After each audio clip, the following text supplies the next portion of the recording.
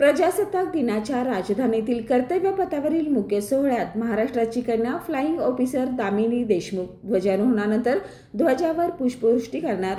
बीड जिल्ह्यातील वडवणी तालुक्यामधील देवडी गावची Damini Dilip Deshmukh वायुदलात flying officer म्हणून कार्यरत असून राजधानी दिल्लीतील कर्तव्यपथावर होणाऱ्या मुख्य सोहळ्यात परेड कमांडर म्हणून जबाबदारी सांभाळणार आहे।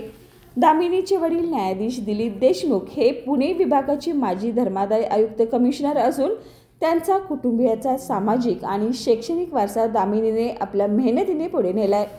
वर्ष 2019 मध्ये देशपातळीवरील कॉमन ॲडमिनिस्ट्रेटिव्ह परीक्षेत उल्लेखनीय यश मिळवत भारतीय वायुदलात फ्लाइंग ऑफिसर पद मिळवले। दामिनी अश्वारोहण, कराटे, योगा, रायफल शूटिंग तसेच खो खो आणि व्हॉलीबॉलमध्येही प्रावीण्य मिळवलं आहे। ती कराटेमध्ये ब्लॅक बेल्टची सुवर्णपदक विजेती आहे।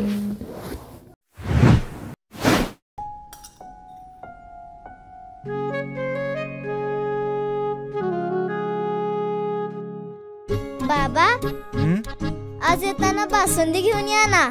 अगं, कालच आपण आईचा वाढदिवस होता म्हणून आणली होती ना।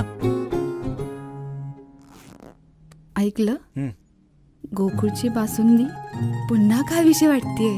खरं सांगू, मलाही खावीशी वाटतेय। पुन्हा पुन्हा खावीशी वाटणारी गोकुळ बासुंदी।